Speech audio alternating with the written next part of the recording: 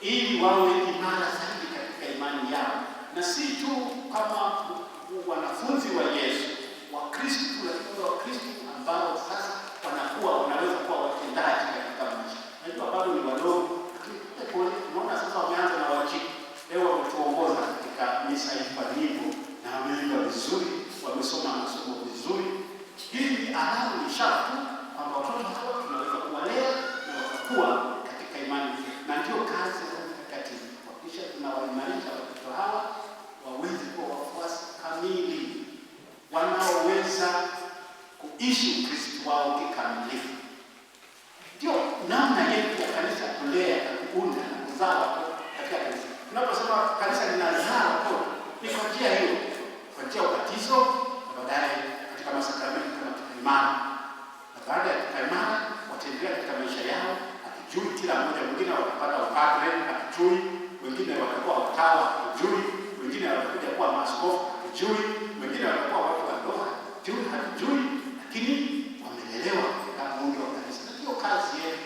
Kazi zetu zangu ni kuwalea watoto hao wabaki katika imani katika kanisa, na kanisa litakuwa kama watoto hao wanalelewa katika imani. Nilikuwa naangalia mahali fulani, niona padre mmoja nilionea huruma sana katika nchi moja inaitwa Australia, katika sehemu inaitwa Melbourne. Yule padre anasafiri mbali sana, kwenda kusali kwenye kanisa fulani. Unajua ana Wakristo wangapi? Ni Kristo mmoja. Anakwenda pale na mama mmoja mzee anakaa naye pale, na pale haitumika weka kameza fulani jirani na kukaa mama, wanasoma masomo, anamhubiria, anamkomunisha, basi nendeni na amani, mama naenda mmoja. Wengine wameenda wapi? Nje Australia ni nchi ya Kikristo, lakini hawakulea watoto wale walipokuwa wakaacha imani kabisa, wazee wakazeeka na wengine wakafariki, na hivyo hakuna tena kizazi kinachokuwa katika imani. Na hilo ndio tatizo ambalo liko katika nchi nyingi duniani, na hasa nchi za Ulaya. Hata kwetu kunaona dalili. Kuna kijana kumaliza darasa 7 mpaka bodaboda, basi amemaliza mambo, ana shughuli yake na hawezi kusali. Si wote, lakini baadhi ya vijana hawawezi kufika tena kanisani. Wana shughuli zao huko, watapakia mbao, watafanya nini, mapili na nini. Na ndio polepole tunaweza kupoteza vijana ambao ndio msingi wa kanisa la baadaye.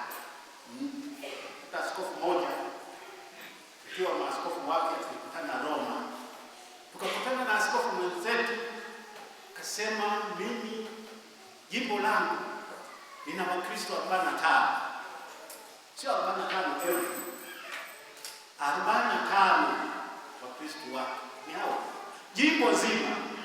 Hiyo ni jimbo mle mpaka mwenyekiti wa halmashauri wa leo jimbo, katibu, kamu, mhasibu, sijui ni jimbo hilo katika mahali zingine duniani. Jimbo hili, lakini ni sehemu ambazo ulikuwa Ukristo umejenga kule. Huko Algeria kule Mtakatifu Agustino alitokea kule, lakini basi watu walikosa ujasiri wa kusimama imara katika imani, na imani ikapotea na ikafa. Na ndio unapata Wakristo 45. Hata jumuiya zetu, unaona jumuiya zingine zina watu zaidi ya 45, lakini ndio jimbo zile. Ninasema haya mjue,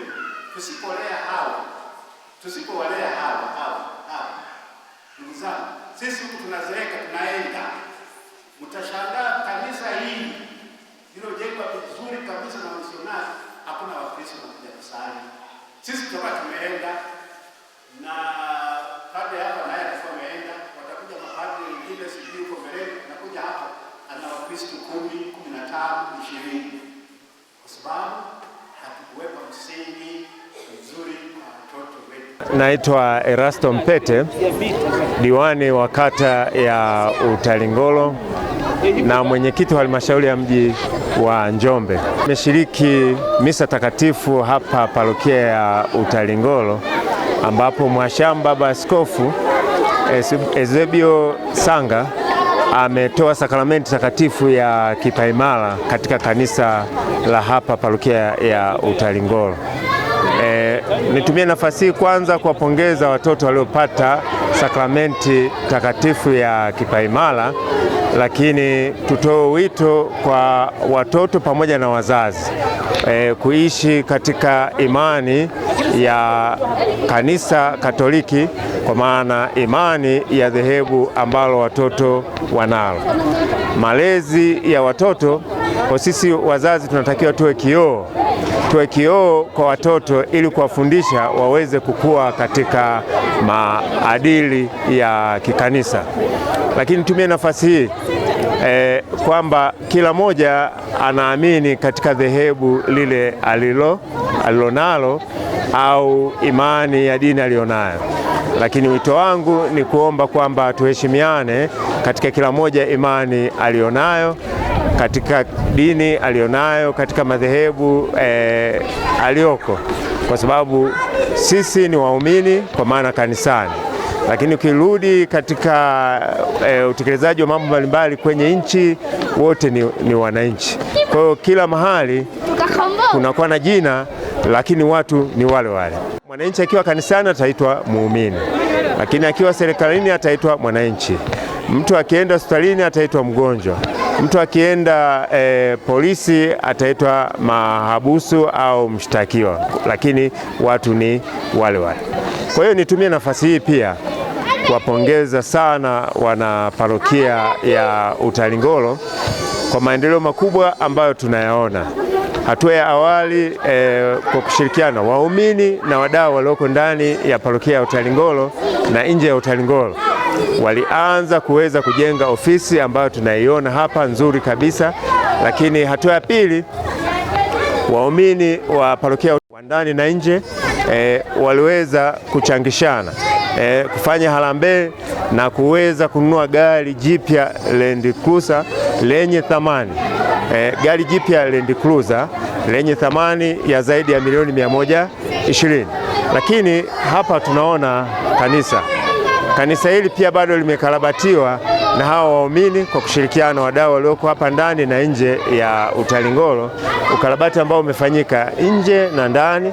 Lakini nadhani nimepata ushuhuda mlivyoingia ndani, swala zima lile la mabenchi haya ni juhudi za waumini wa Kanisa Katoliki ili parokia ya Utalingolo kwa nguvu zao wameweza kuchangishana kuweza kununua mabenchi mazuri kama tulivyoona ndani.